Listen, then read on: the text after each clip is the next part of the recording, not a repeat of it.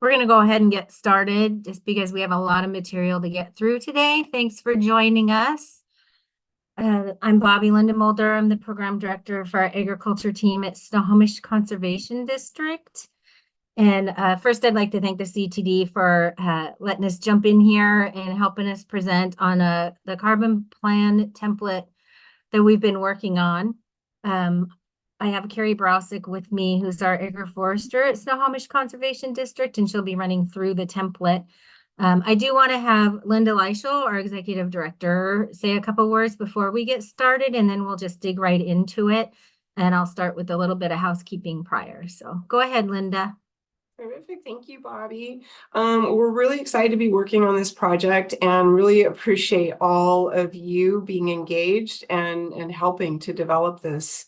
We have a draft. We have a draft guidance document, which is the carbon farm plan. And then we also have a template, which will be a fillable template. And I don't know, Bobby, have you sent that one out yet?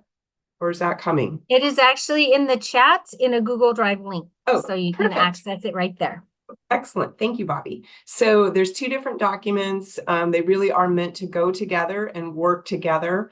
And I just really want to thank Carrie for all your work on putting this together, Bobby, our partners at San Juan Islands Conservation District that helped with this, and also the commission. And Karen, this has been really a joint effort, and we're really hoping in the next few months to get a lot of feedback from all of the partners, all of you that are going to be helping to work on this and trying it out to refine this, and hopefully by next year we'll have a final farm plan, carbon farm plan and template. So yeah. Is there anything else you want me to say, Bobby? No, that's great. Thank you. Okay, thank you. Awesome. So yeah, Jan has posted the Google Drive link in the chat, and that contains both the PDF guidance document and the Word document fillable form for that.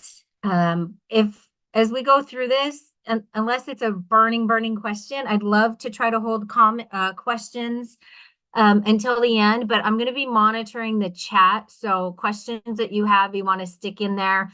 We do have time at the end to go back. The reason for that is I think several of the questions, or maybe many of the questions, may be answered as we go through the template.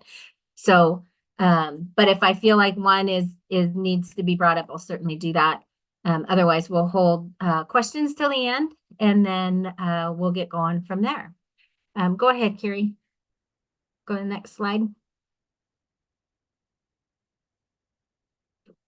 We just wanted to make some acknowledgments here. Like, we did not put this work together on our own. We had a lot of great partners, and this template's based actually on the carbon farm planning guidance document that was developed with NRCS and the Carbon Cycle Institute and the Carbon Farm team. So Carrie's going to touch on that a little bit as she goes through this.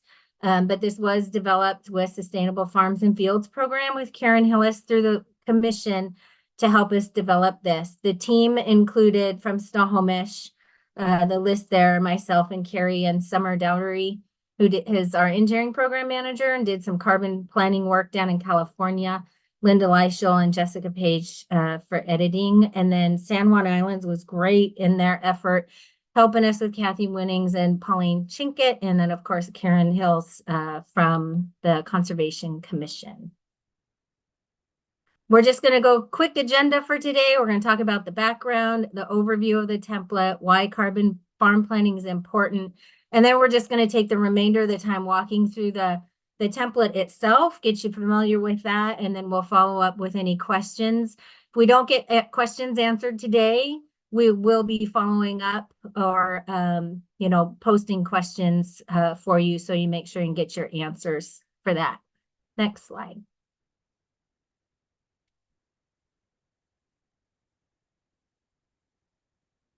There we go.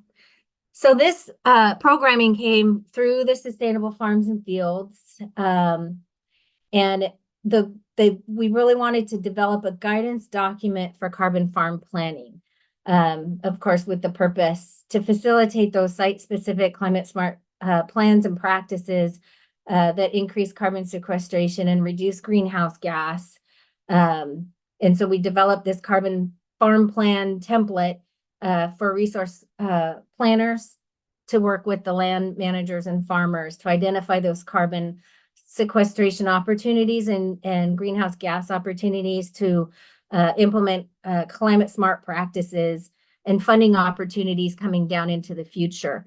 This funding came down in 2022 from the Conservation Commission that had funding in the sustainable farms and fields that we had applied for.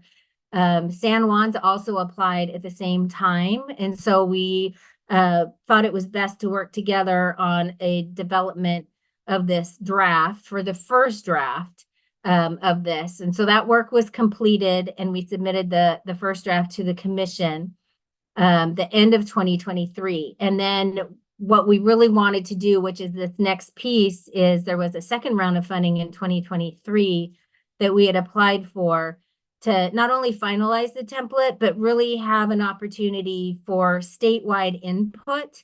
We did not want to develop a template in a vacuum and on our own, and we want everybody to be able to participate in this. We did do an all call to districts for participation in field testing the template with landowners, and we did have Whatcom, Stevens County, San Juan Islands, Cascadia, and Spokane all offer up to do a landowner testing run that they're actually going to be funded for part of their time on developing that. And provide recommendations and comments and kind of see the flow of the document on how it works. But everybody is encouraged to participate in this effort to provide comments, what's working, what's not working, where maybe it's not clear. We want to make this the most effective document. At the end of the end of ideally 2024, we're also hoping that we may get some additional funding July 1st in the next biennium, that we can even have other districts participate in this effort. It's not a for sure thing yet, but it's something potentially an option for us. But we really just want to see districts engaged and participate in this effort for that. Go ahead, Carrie. So carbon farm planning, whoops, it skipped back. The whole carbon farm planning, this is something our board has been very interested in, and many districts have been very interested in, really to help identify those on-farm opportunities, reducing emissions, carbon sequestration. Really, how can we address that in the soil organic matter and the roots and woody biomass? What's existing, what's planned, all of those kind of things on a scope and scale that is the landowner is comfortable with, but also something that we can quantify. The carbon farm plan, the intent is this is not a full RMS plan. It can be a standalone document focused on those BMPs that are applicable to carbon smart practices and reduce the greenhouse gas, or it can be a part of a broader resource management plan. It can be the carbon section of a full RMS. It's not meant to include everything. This is the carbon portion of the planning process. And like any plan, it's a living document and things are going to change. Landowners are going to adapt and practices may change. Additional practices may come forward as we learn throughout this process of the climate change and resilient practices and what's working best in our areas. And it can be really used also for additional opportunities in sustainable farms and fields. Like I said, the NRCS, the Farm Bill Climate Smart Practices and funding coming down.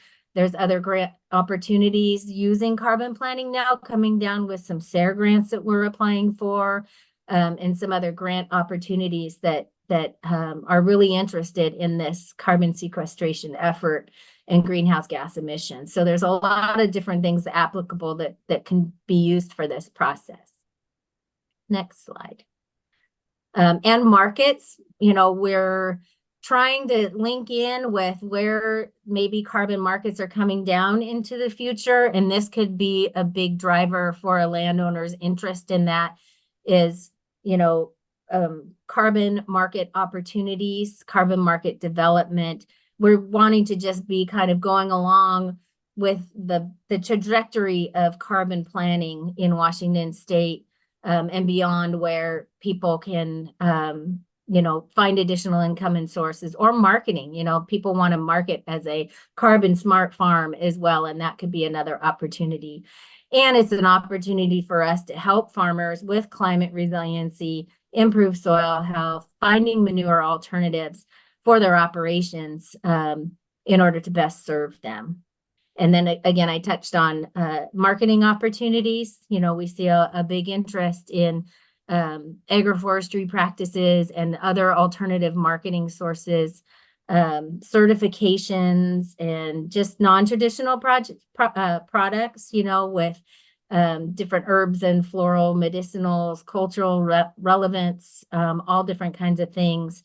And some of these things that we can be grown in some of these agroforestry systems, can also have a higher crop value. So if you're going to be on a scale where you want to plant something but maybe not give up some of the ground, you can do some different types of alternative cropping systems. And Carrie's been doing a lot of research on that and a lot of work, in particular for those areas that are less productive and wet, longer, not typically drained egg fields, but she's doing some cool wet feet farming opportunities and research and education on that as well.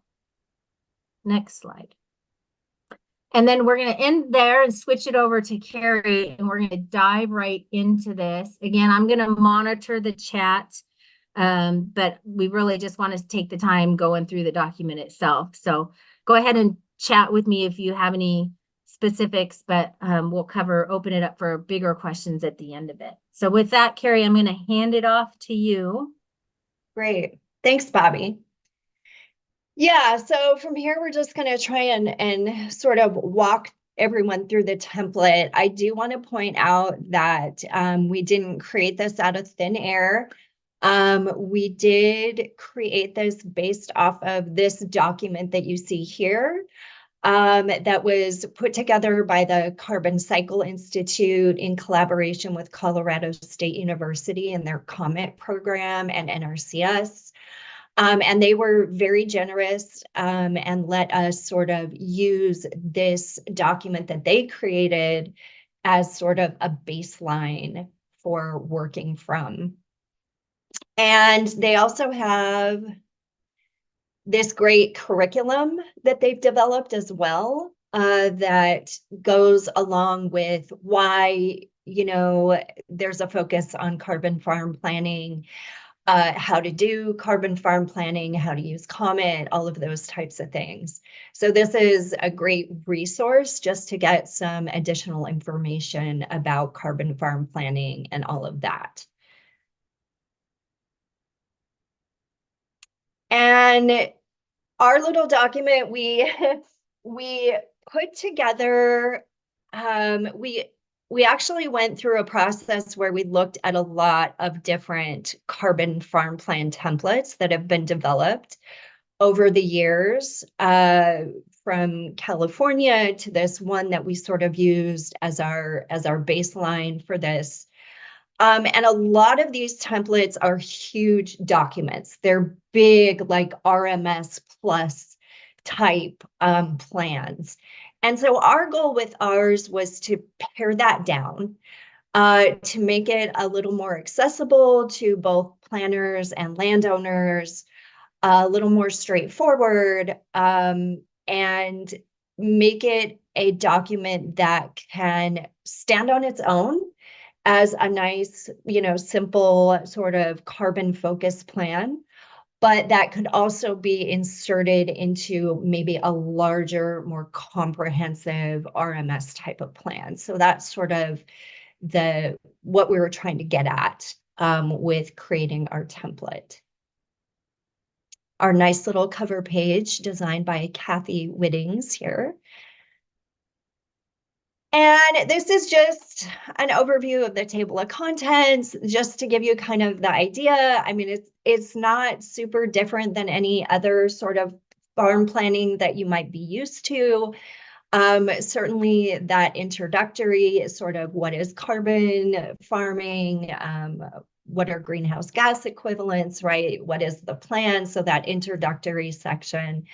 And then we really get into the planning guidance. And really what we want this plan to be is a document that the planner can take out to the farm, really work through this document with a farmer, and then at the end, have this be a useful resource that can be handed to that farmer, to that landowner, that they can use and refer back to.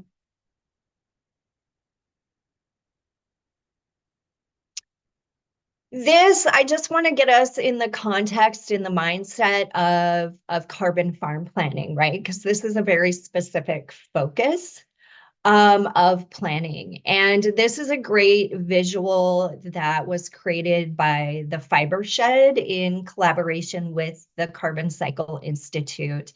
And they gave us permission to actually use this image within our carbon farm plan. So you will see it early on in the introductory section. It's a great visual just to get the planner and the landowner kind of in the mindset of what carbon farm planning is, what the practices are that we're keying in on, and how those practices might integrate into a landscape. You see sort of a lot of the top practices that are focused on in carbon farm planning sort of highlighted in the bubbles around the periphery here. So we see things like critical area planting, nutrient cycling, managed grazing, carbon or no-till, alley cropping, all of these types of practices. So a great sort of initial visual representation of really what we're trying to focus on within a carbon farm plan.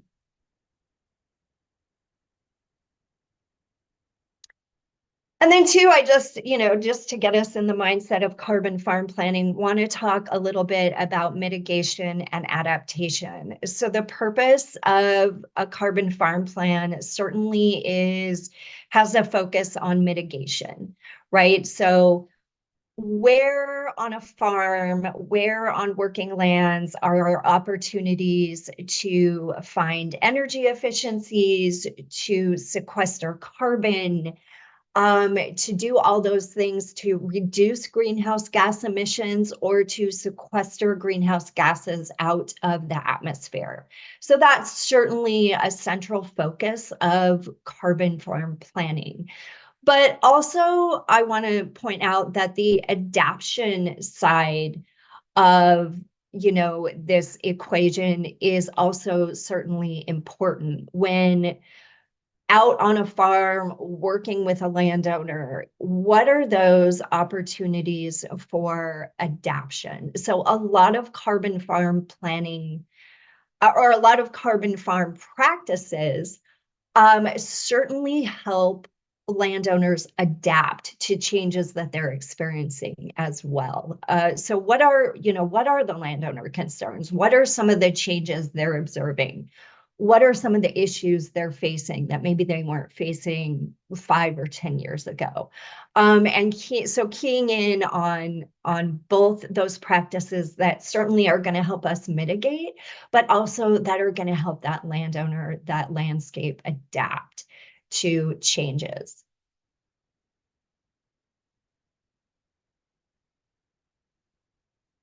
And so now we're really just diving into the template. A lot of these slides are really just images pulled directly from the template.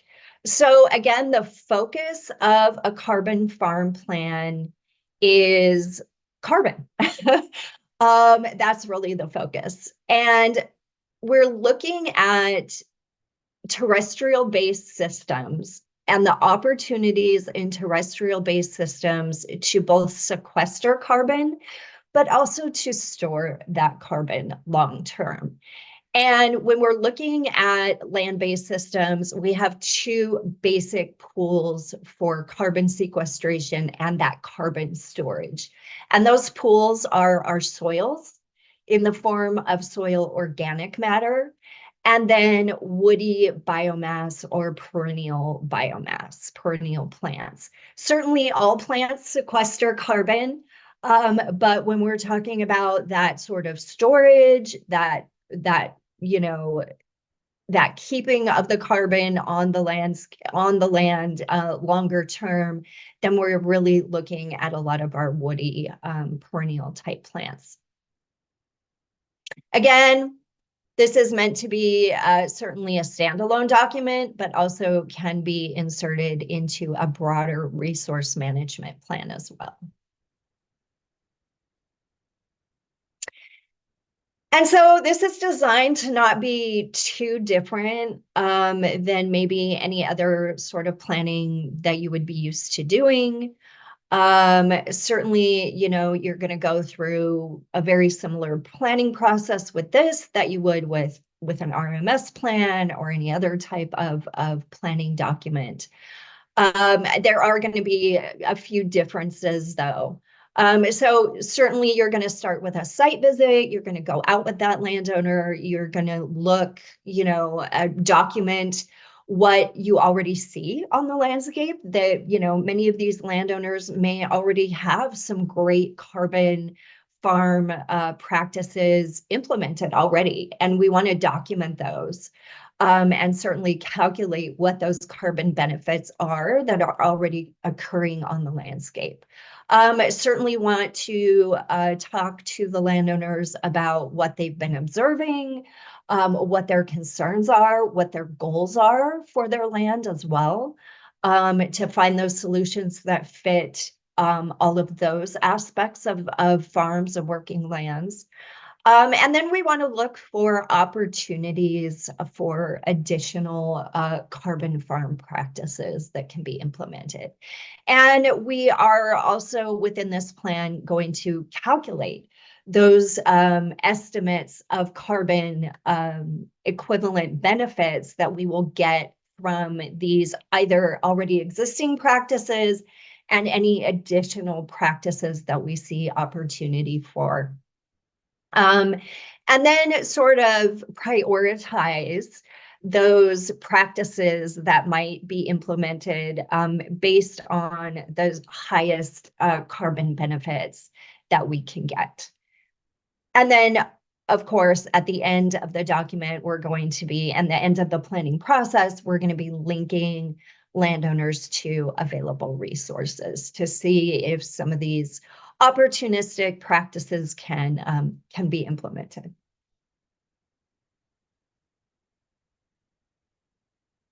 And so really to just dive into the document and how we have this laid out, you're going to start with that typical description of the property, of what you're seeing, of the current activities, historical activities, any additional information, certainly observations from the landowner, their goals, and, you know, getting them in the mindset of those carbon type goals, right?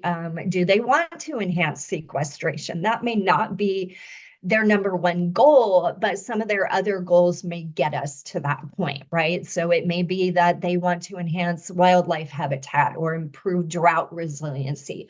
All of these things are going to be related into good carbon farming practices. And you're gonna go through an inventory similar to doing like SWAPA with an RMS plan.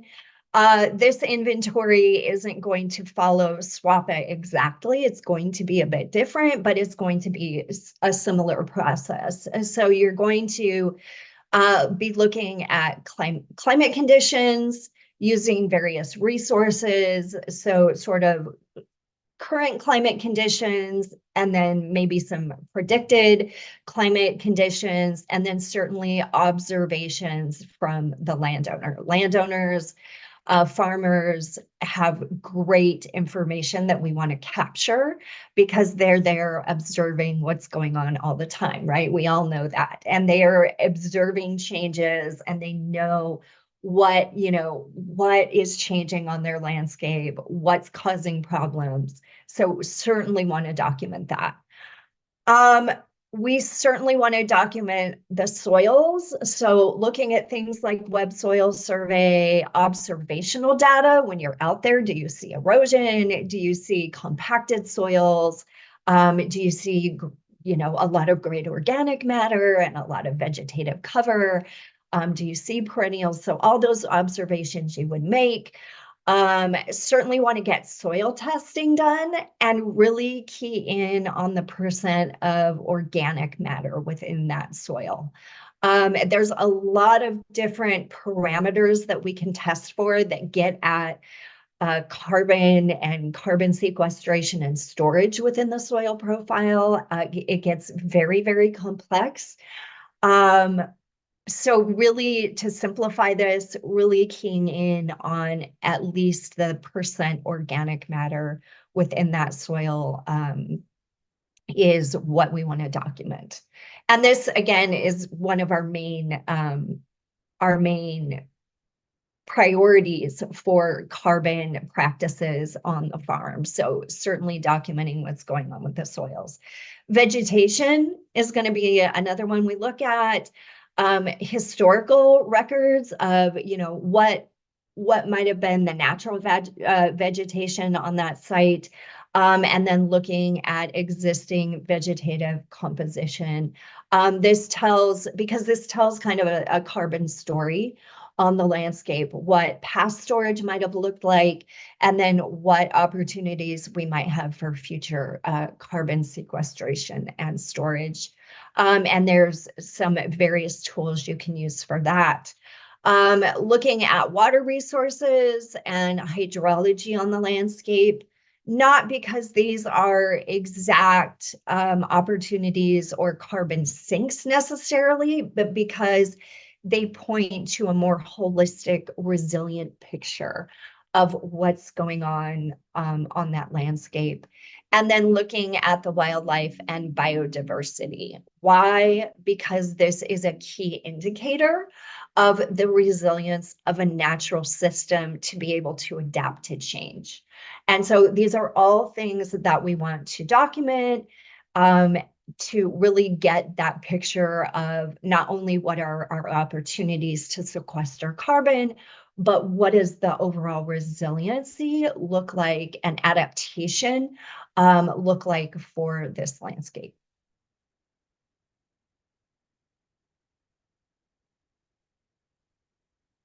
And so this is just snapshots right out of the template, again, kind of walking you through those different sections that I just talked about. So it gives you in each section maybe a little bit of a description, points you to the types of things you want to document, and then provides you with suggested tools of how you can find that information in addition to talking with the landowner. And I'm going to keep emphasizing that because that site visit, that talking to the landowner, maybe even more than once, is certainly a real important key of this.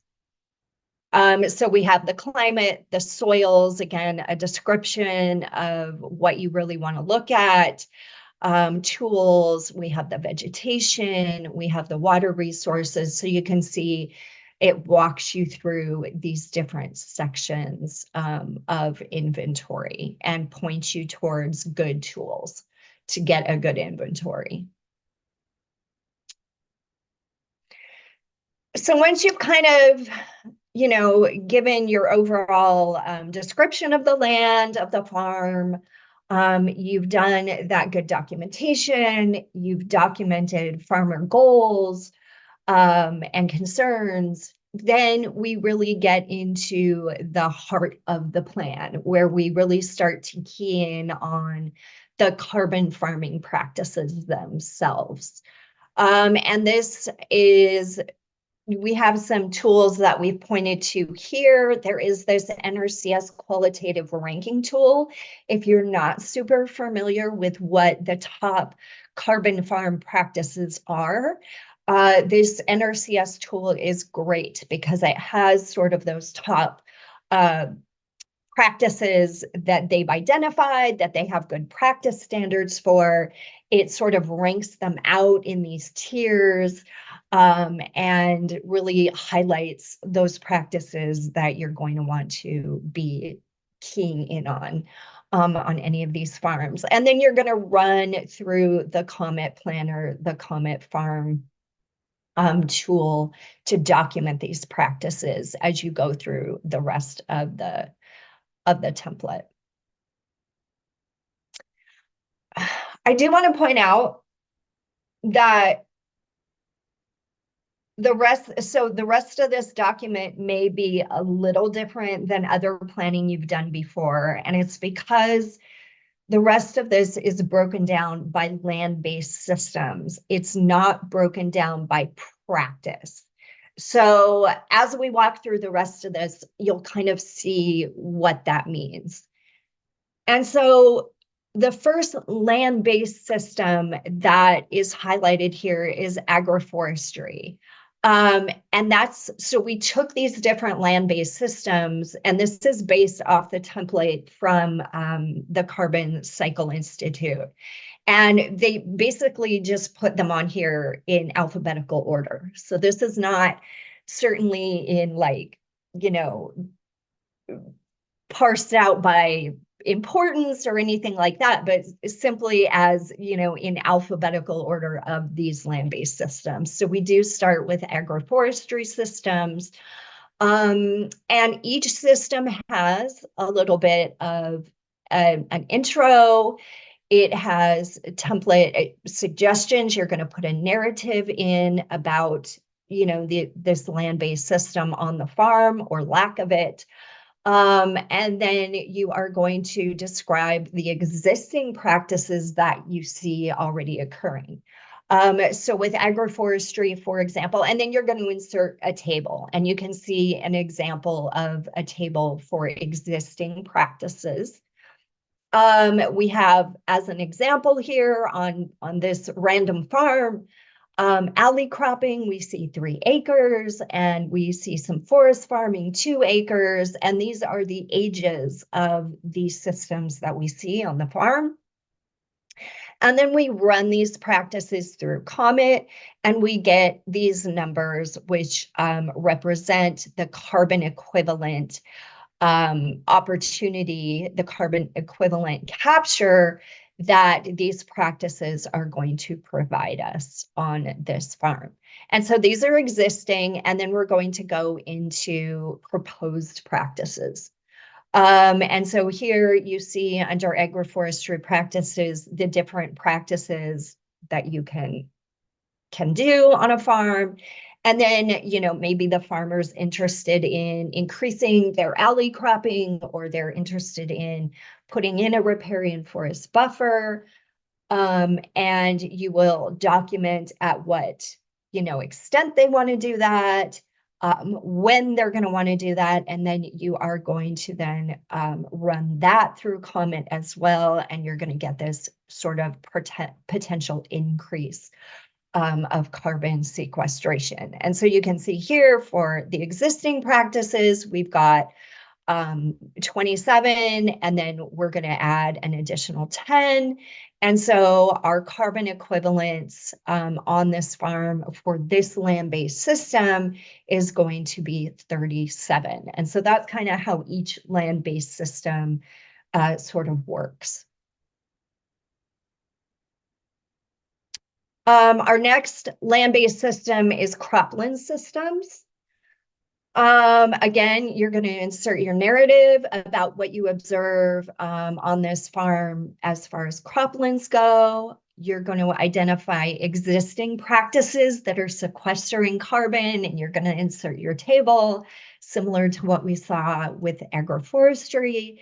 And then you're going to identify proposed or potential practices that the farmer is interested in, and you're going to insert that table, and then you're going to have sort of your total carbon equivalent number. And then, yeah, this just gives, and then we've got some examples of different types of practices based off that NRCS list and those types of things. in the cropland systems. Our next one is rangeland systems. Again, the same kind of process, the same, format, working your way down. So I'm not going to spend a ton of time here. So you're, starting to get the idea. And then we have riparian systems. Yes, those are an agroforestry practice, and they can be pointed to there, but they are also broken out as their own land-based system within this document for various reasons. And again, you're going to be going through the similar sort of format as you work your way through this system. And then we have sort of a catch-all for other systems, right? Because there's great practices and things going on out there. We've got manure management, dairy operations. If you're a dairy planner, this can be used there. Forestry for sure. Horse boarding facilities, right? So this is sort of any other system that you might observe that you might want to document.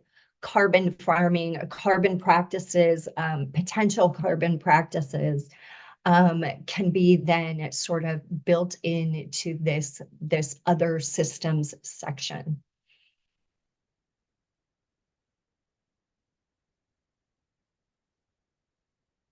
And then there is a section for documenting fuel and electric use.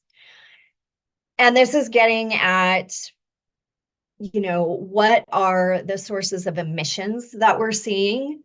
And where are, sort of some fuel efficiency opportunities?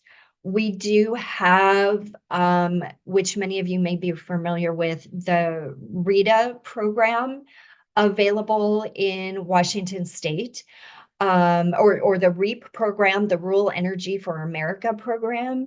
And this program links with certain districts, with certain resources within our state. It links landowners, farmers with those resources to get funding and to get assistance, federal funding and assistance towards putting in energy efficient systems, reducing energy usage on their farm. So it can help provide funding for solar, for example, on a barn or things like that. So you are going to go through with the landowner and sort of document some of these uses and look, connect them to those resources where potentially some of this can be reduced. And here are sort of the calculators where, because you'll see in the table here, we've got sort of electricity, right? And you're going to get that sort of annual usage number. And then you're going to come up with a CO2 equivalent number here. And these are the calculators. I think everyone can see my little arrow here. The Comet Energy Tool or the EPA Greenhouse Gas Equivalencies Calculator to get your numbers that you can plug into this table.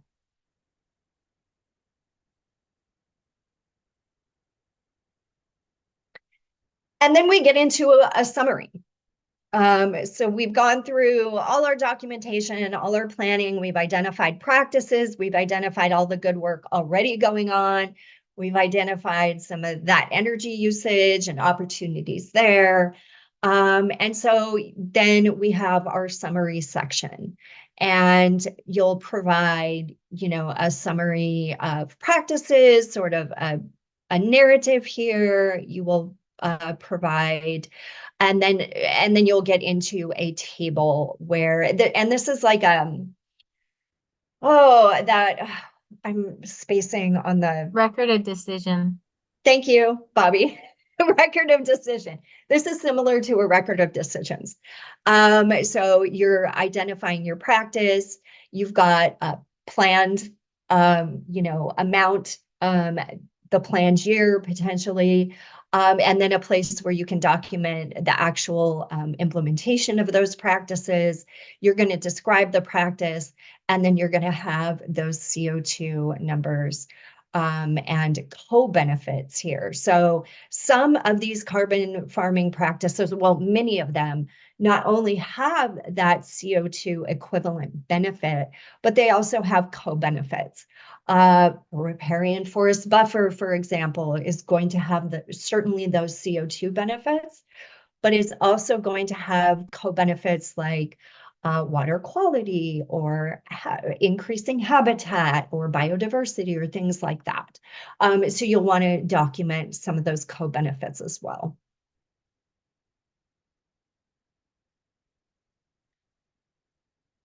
Certainly with this document, like any other plan, you're going to also insert any maps that you might create for this, sort of an overall map of the land, the farm, those base maps, overall, a planning map where you might highlight, where BMPs might go across the landscape, a soils map, certainly map of topography, water resources, all of those, types of maps that you would do in any other plan. Certainly you'll want to include with this document as well. And then printouts from running your comment reports. So when you run a comment report, it gives you a nice little printout and documents the practice, how much of it. It shows this little calculations and gives you a nice report that you will want to attach to the document. And then we do have a section of resources for both the planner and the land manager. So we've got a nice appendix with a lot of online tools and links and resources for planning to help you through the planning process. We have a page of funding opportunities, whether those be NRCS opportunities or sustainable farms and fields, or any other types of funding opportunities that you might link landowners to. There's a section for abbreviations and definitions because some of the lingo might be new or might be, different to a landowner. And then we've got some references as well within this document. As Bobby said earlier, there are certain districts that are going to run through this planning document and try it out there with landowners and see how it flows for them. Again, we do want to emphasize that this is a template. We very much want your questions, your feedback. We want to know how this works for you. Maybe if something is awkward, maybe if it's not intuitive. So we certainly are ready to take all feedback, all questions, and turn this document into something that makes sense to planners and is going to be useful to landowners. And that can be just a good tool for all of us, whether we're on the west side of the mountains, the east side of the mountains, whatever kinds of farms or forest lands we're working with. We want this at the end of the day to just be a very useful document. So with that, questions, Bobby? I don't know if you had any more to add. Yeah, I'm just looking in the chat. I guess the biggest thing is if you have questions, comments, or anything else, I'm going to be putting everything, all the like the comments that we're hearing from people and questions. Please send them to me at the bobby@snohomishcd.org so I can. I'm tracking a list of issues that we may find. We think we've been, how you stare at something for so long, like we want to get this out and have new eyes put on this too. And it's in a good spot for us to launch this as the draft and have some input statewide on this. It looks like Noah has caught already a link. The NRCS qualitative ranking tool link is not working. that could be That one moves around so much. That's a hard one to keep current. I don't know what NRCS is doing with that document, but it seems to be a yeah, broken link all the time. yeah, I think what might be useful too is to get a copy of the document and maybe even attach it as a PDF initially. And then have that link as well, because that link specifically, thank you for pointing that out. That one's really hard to keep current. NRCS is moving that one around constantly. yeah. It worked. These Um, all the links worked last week when I went through them all. yeah. And so that's the problem we run into with links in a document that's meant for a perpetual document moving forward is the links are really hard to control on some of those. And I will say that Um, one it's like a 2.5 page document that probably would be fine to attach just as a sort of a PDF at the end Okay, for maybe we'll now. do that. Yeah. Yeah. And then Jay, I see your comment on whether or not Danny's taken a look at this with WSDA. They have asked to see this document. And we're more than happy to send it out. We're planning to send it out to them in particular as other partners that may be interested in this. But I wanted to have the conversation with conservation districts first, so you guys could get your eyes on kind of where we're going with this. But yeah, we will be working with Danny and those guys on this to provide comments as well. And That right then may very well amplify the soil section of this. yeah, Really boost that up. Yeah. yeah. And then the photog ad, easy to do, happy to do that. The document, Noah, is in the chat. There is a Google Doc link at the top from Jan that has both the PDF guidance document as well as the Word document template. So they are in the chat. Let me know if you can't open those for that. Oh, I'm referring to that NRCS document. Yeah, I'm Oh, able to download the PDF in the Yeah. Google oh, okay. Drive. Yeah. Oh, okay. Okay. And then Jay, can you share a carbon plan for a farm, one that's filled out and not just the template?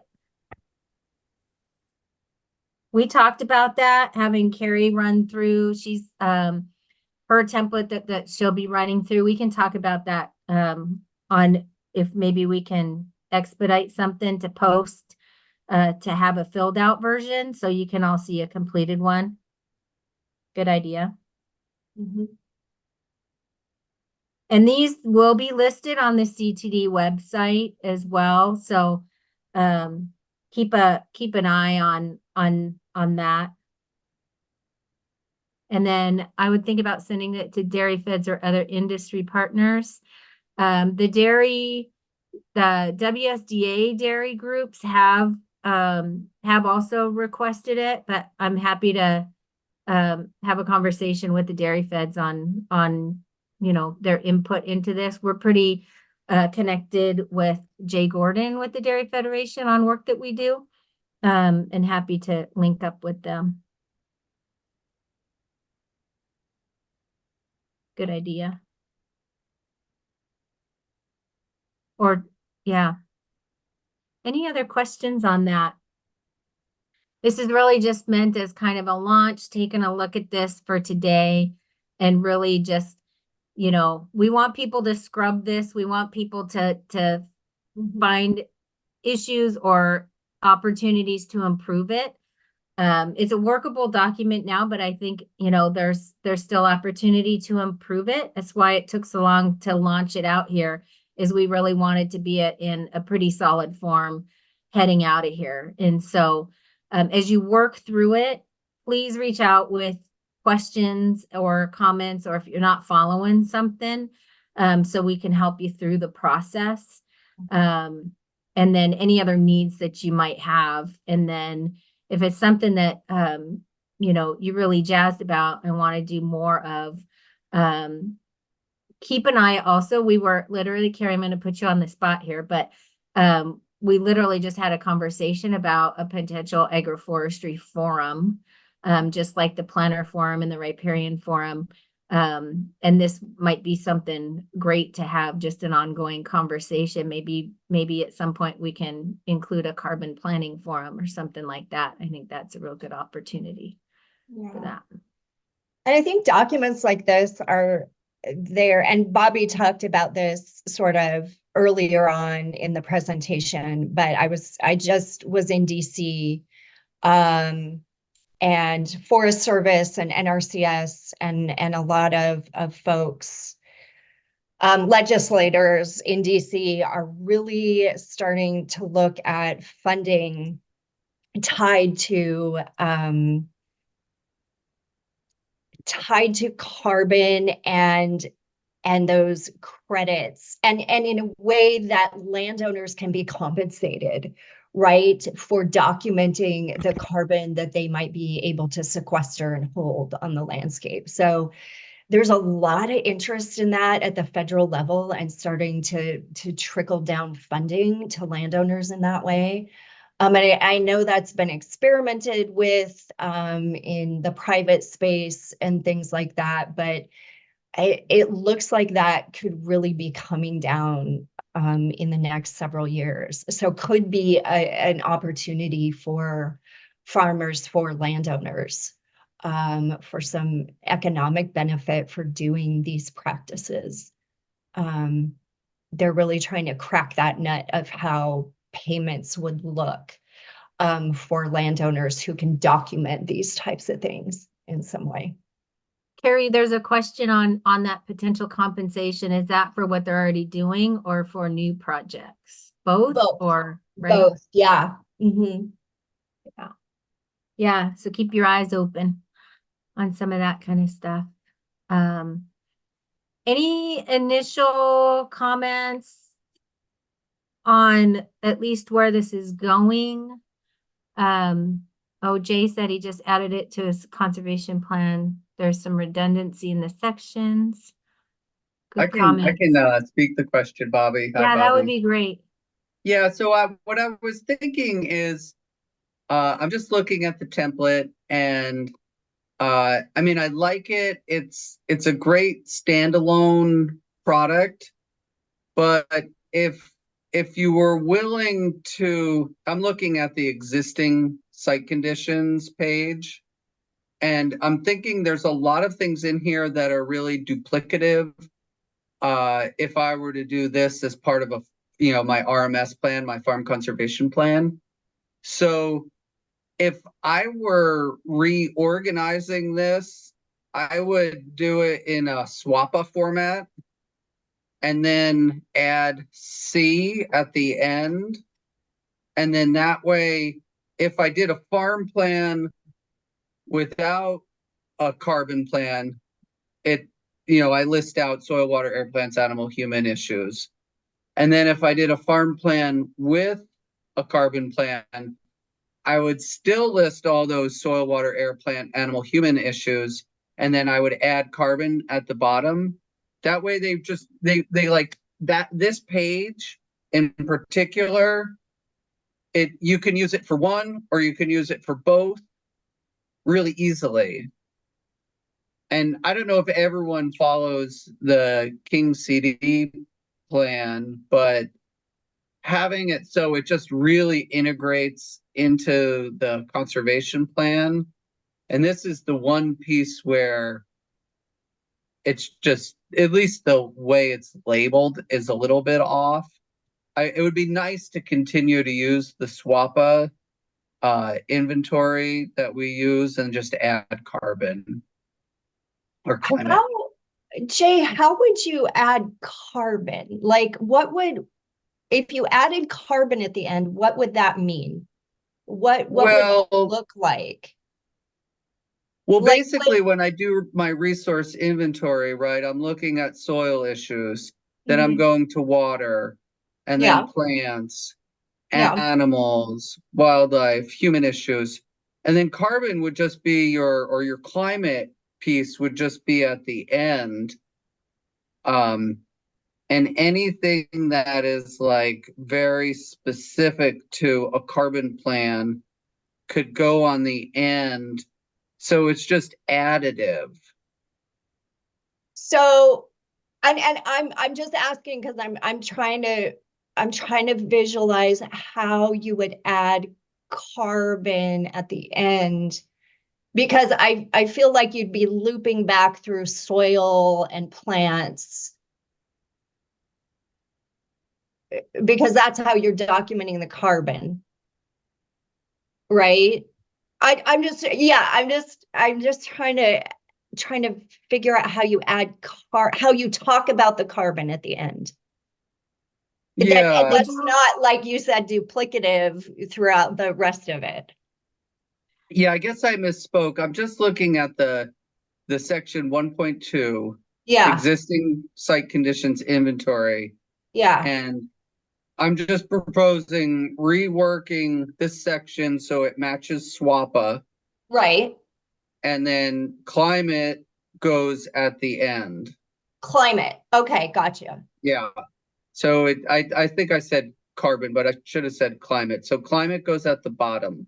Okay, And then okay, I that got you. way it is, everything could be exactly the same, because these are like pretty much spot on the same questions or template suggestions that I look at for just a RMS plan. Yeah, And then the only other thing is like, let's add climate, and now you can just, I don't have to do a second page with different questions. It's all, because it's all the same.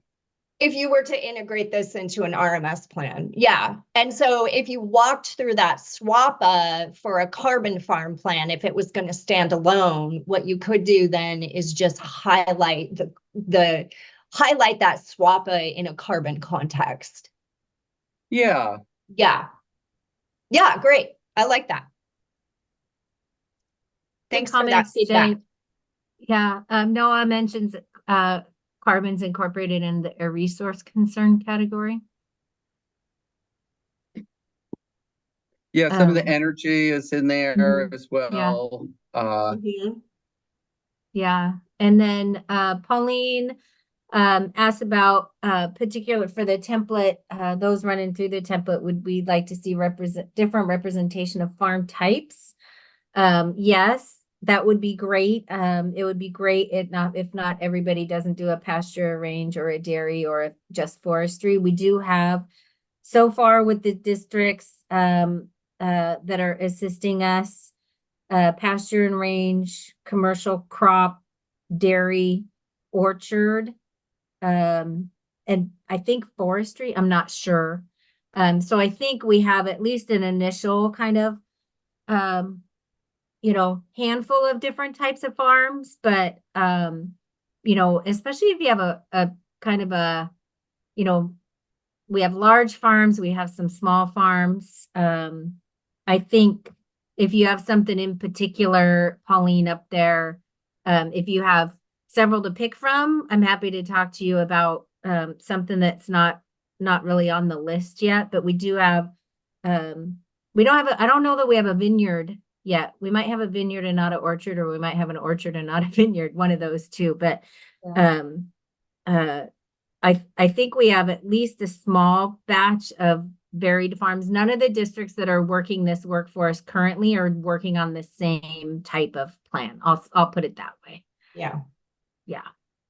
And then comment of would also think more of a focus on farm efficiency cost in relation to carbon opportunities. I This guess seems to be I what farmers, can, yeah.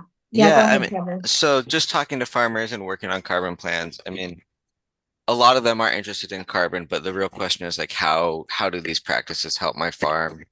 What do they Yeah. cost and what are the efficiency benefits going to be? And if this Mhm. plan is meant to be given to farmers, then I think having it focus on kind of like where the farm is going and what the efficiency benefits and the potential costs of these practices um, would be a good thing to give to these farmers. That's generally what I'm asked about and what I'm asked to help plan on is like, what is this actually going to look like on the ground and how is it going to help me operate my farm. A lot of them Yeah, aren't that interested in carbon credits. yeah, I think it depends on where you are, but for like my main assumption would be like, how are you going to help me be more efficient and make more money? Yeah, as, exactly. as an Or operation, right? spend And less spend money. less. Yeah, and I think different efficiencies in some of the practices that may be coming down, where we can cut fuel costs, where we might be able to cut, you know, laps around a field, where we can cut down time on a tractor. Like those are going to be some really key ones that they're going to focus in on. Yeah, And I just didn't know you if the know, template should have more areas to kind of make sure that that's being added to the plan, what the auxiliary benefits of these actions are going to I be. wonder if you couldn't just insert that under each land management system, right? Like insert a little section under there as to like a little efficiency section or benefits, right? Other than carbon, right? But those like immediate kind of on-farm benefits, whether it's efficiencies or something that you could sort of speak to. could it be in the would it be 'Cause it's worth gonna, putting it in the project summary table and adding it could, yeah, a column of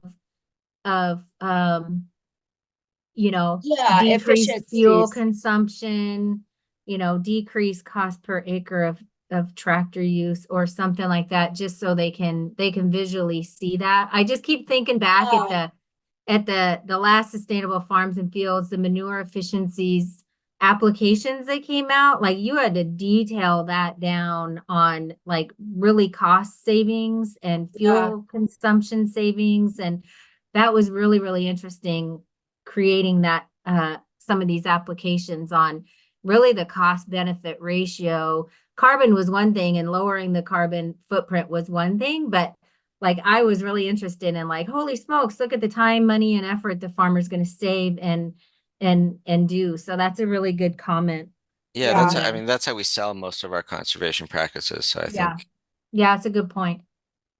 The table might be, and yeah, it might be best in the table, so it's just very visually quick to see, as Yeah. opposed to like in a narrative under each section.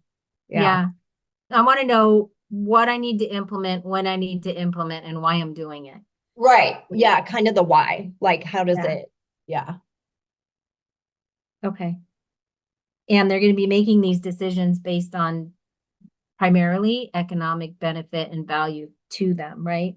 hmm, Yeah. Good point, Trevor. Thank you. yeah. Awesome. This is You know, great And one of the feedback. things go ahead, that Jay. sorry, thank you. No, you're good. One of the things that we found with farm conservation plans is that when we tried to streamline a lot of the narrative pieces and things that like all of our practices, we basically created our own job sheet for each of the practices. Because what we were finding is we recommended prescribed grazing, fencing, and we were writing narratives, and essentially we were writing the same one for each practice for every farm plan we wrote.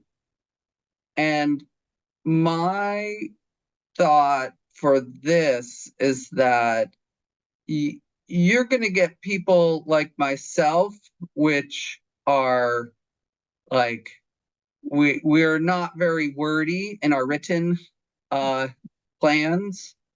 And then other folks are very wordy in their written plans. So the more I think that we can create like practice templates Mhm. that have the same text that you would put on every single, alley cropping practice. And then there's specifics for this farm and that farm. The more we're able to have like templates for the practices and templates for the carbon savings, it will just save a lot of time in the planner when they're developing these plans. So I don't feel like I have to write a novel, and we prevent the people that will write a novel from spending the time in writing a novel describing all the ins and outs. Does that it's not really a question, it's more of a comment, but does that kind of make sense? Yeah, I mean, I think that's,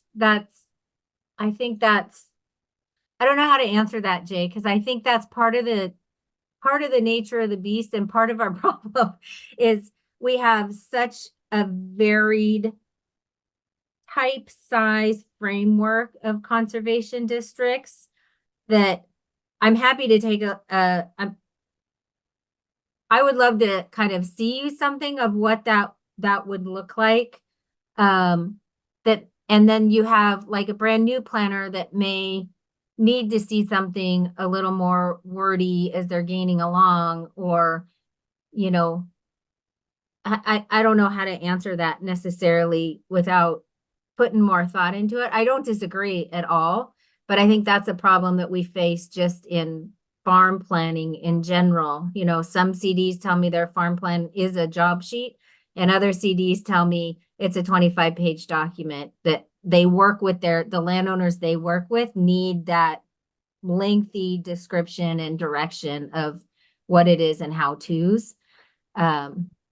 But I don't disagree. I'm not sure how to best to approach that in a template. I like it. I wonder if you could, I mean, yeah, I mean, because there is going to be there's going to be some generalized language, right? So like if Jay threw out alley cropping, I mean, there's going to be some basic generalized language for alley cropping that maybe could be built in. So with some of the practices, maybe some of that generalized introductory language could be built in below that you could just plug in, right? Like reach down and plug in. But then I would assume you would have then the specific language for that farm you're working on, right? Like on this farm, this is going to be made up of these crops. And it's going to be this big, and it's going to be managed this way. Whereas on another farm, it's going to look nothing like that. So I almost see like a hybrid there. Am I able to share my screen just for a quick second? Sure. If I can figure out. Yeah. I think I can just steal Yeah, it. I think Carrie, you have to stop. I need to stop sharing. Yeah. Okay. I'm hogging it. There we go. Well, There you I go. mean, this is just one job sheet that we have, and it like there's pieces that are appropriate, pieces that are not. But it's like forage and biomass planting, and like if that's something I'm recommending. Yeah. Like this is the basis. And Right. this is the type of stuff that every single plan I write that I have forage and biomass planting. This is all important information. Right. And then there are specifics here, like the soil type, the characteristics, and what to plant, and how to prep. But there's additional notes. So that way, and you could rewrite this with a carbon theme. There's still benefits for conservation in this. And of course, we all know that reseeding there's a lot of benefits for water quality and, livestock health, et cetera, et cetera. But then again, we really provide the basics for the landowner, for the manager, and then I don't have to spend the time writing the basics for my carbon plan because it's all here. And maybe there's a section like very specific here at the end or somewhere in it that talks about carbon. We have these for like 20 different BMPs that we regularly recommend. And yeah, I believe there's a carbon piece or a climate piece that could be integrated in here, but it really changed how we wrote our farm conservation plans because it's the narrative that's the killer. Like, Yeah. it's always the narrative that's the longest. It's full of like typos and errors just on a, a quality product. So as much as we can, fixing those to templates, then it really allowed me to like really focus on the details of what makes sense for this property, what makes sense for these water quality concerns. So my suggestion is to really think about taking as much as you can in the form of the template, but have enough flexibility that, right, this particular one could work in Eastern Washington as much as Western Washington with just a little bit of tweaking. So how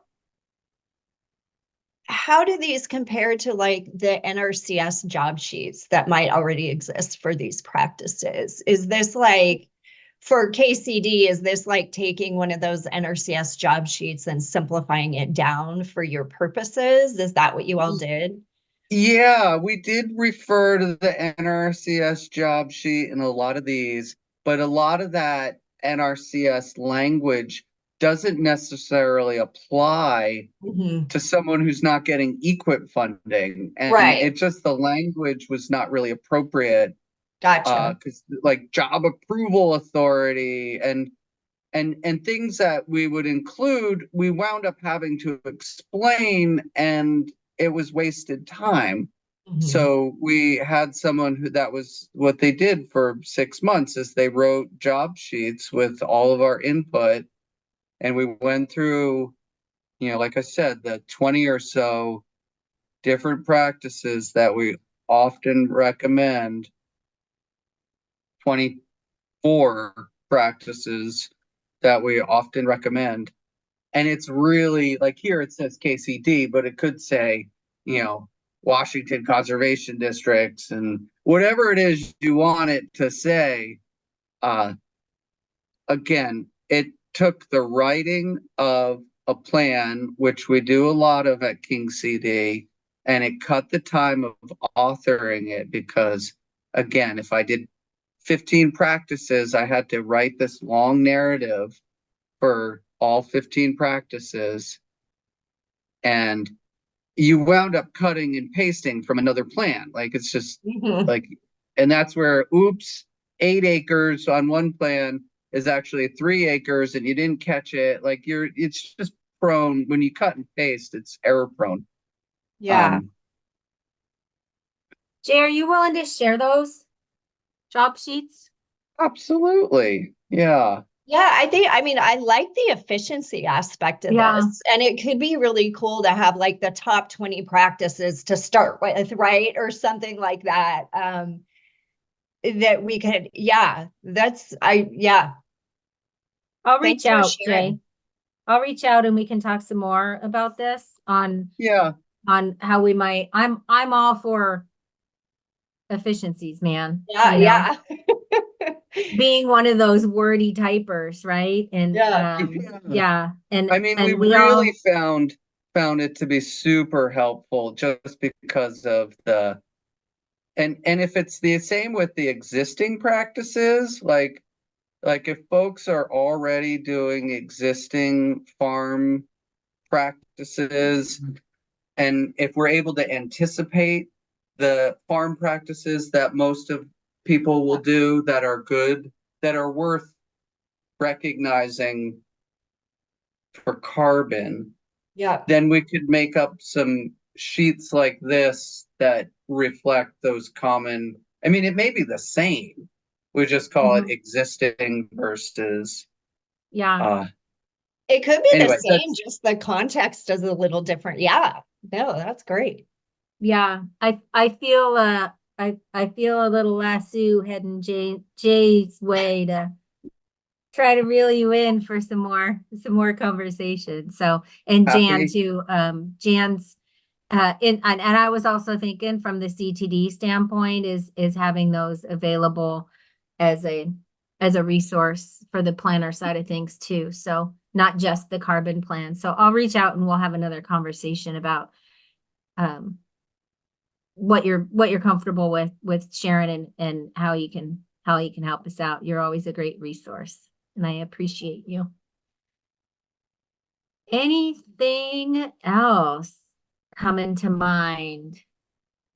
I guess my question is Trevor, I know you've been doing some work, but and some other folks at districts, but is there really is there many people doing carbon planning, or is this kind of your first endeavor at looking into it or looking at it? A little outside of our purview, but I'd be really interested if there's anything widespread happening out there that we might be able to tap in some other expertise along the way.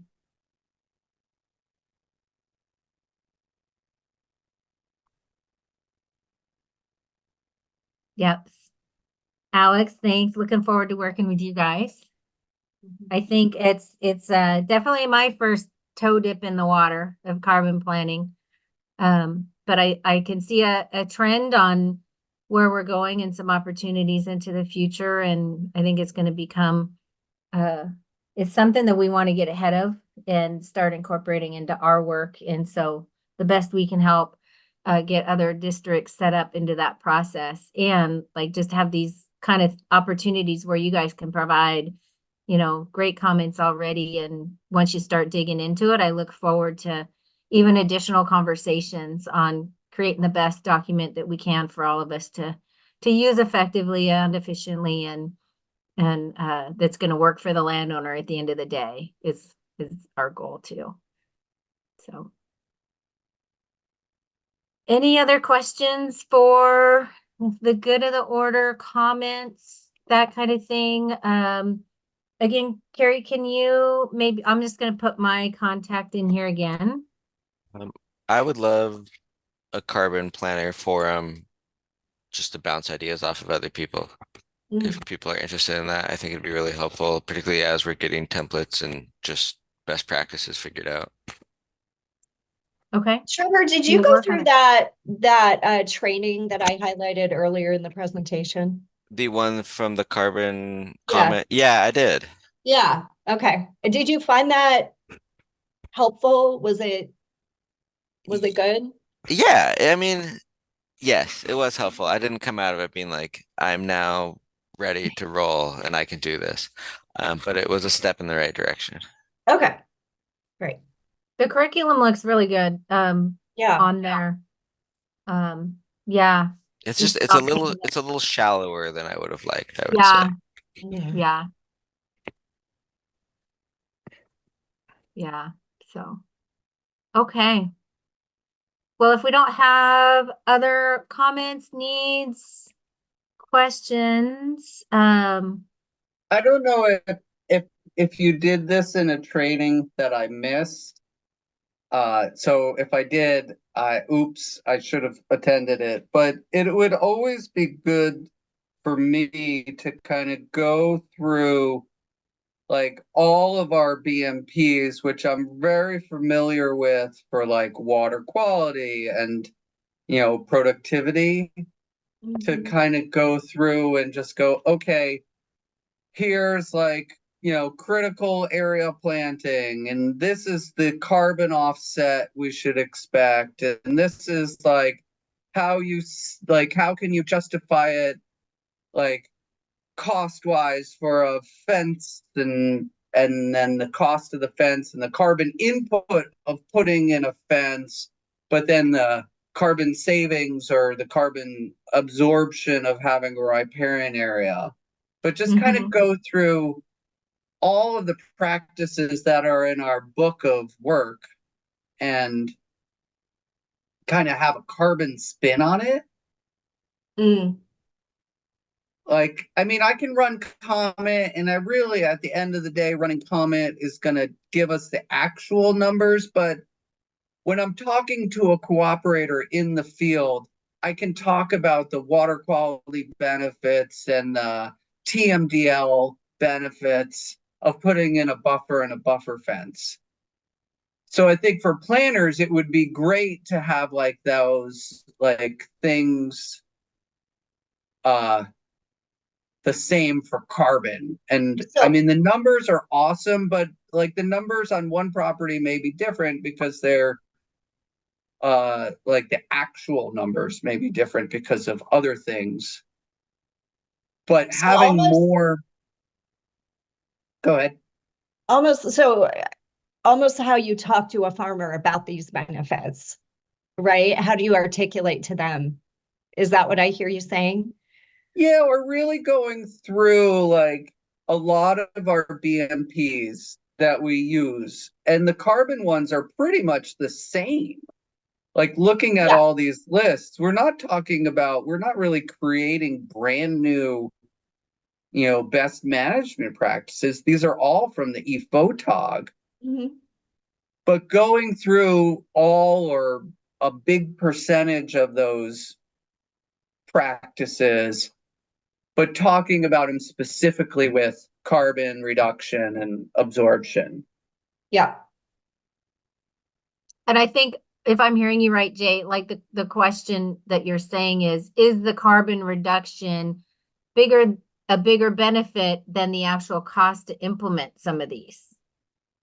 Is that what you're That saying too? it Yeah, because some of these like have huge carbon in like, okay, put a 2,000 Yeah, square foot slab of yeah, concrete. Well, man, I wonder what the carbon input of 2,000 square feet of yeah. concrete is, even though you might have improved pasture because you created a heavy use area. And Mhm. that really gets to life cycle assessments on a farm and doing it like a full life cycle assessment on some of these practices, which just doesn't even exist right now. Yeah. And I've actually talked to some professors at WSU about doing that very kind of work, so that we could find a few case farms and actually do those life cycle assessments through those different practices. And what are the carbon inputs versus the carbon benefits? Yeah. A So training some for we another might not day. have.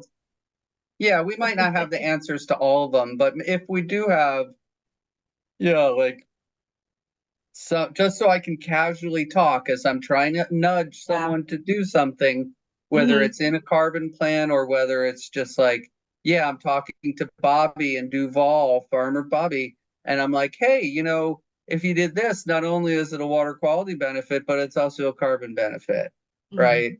I Mhm. mean, the carbon plan is awesome, but there's hundreds of casual conversations that I have with clients. And if I can add one more reason for them to do something, Mhm. Yeah. like they might not need a carbon plan, or if they do, great. And now I can just speak to that much better. That sounds like another great training opportunity to Yeah. work with CTD on.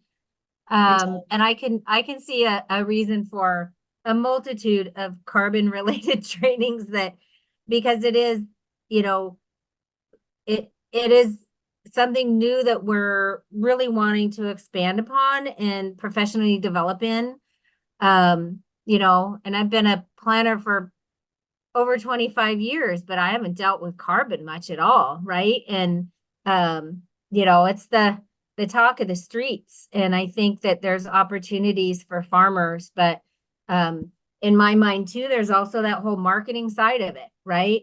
Just because, it's a cool tagline, a farmer is going to do it if it's an economic value and they can't afford always to do things because it's a feel good and it's got to be impacting positively to their bottom line. And the more that we can express that and explain it to them to make it a worthwhile endeavor, then we're going to start seeing a shift in some of that carbon work. So I think there's a lot of opportunities for us. And I think the first step is just us learning together on how to implement these things and how to develop a plan that is workable for everybody that captures meaningful information to a landowner.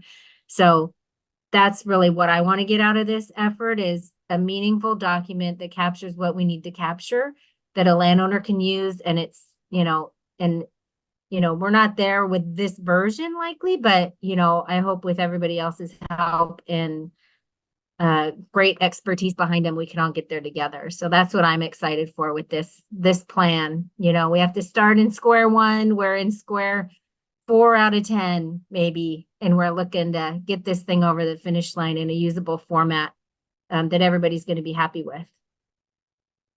So, got to start somewhere. But great comments. I really appreciate it. And unless there's other questions or people want to continue any other conversation, we can cut you loose early from the training, and you could all have a wonderful day and go do wonderful stuff. And it's been a pleasure to have a conversation with y'all. I'd like to thank Carrie today for running through the template for us, and Linda for being here earlier, and for all of you and joining us. We really appreciate you all.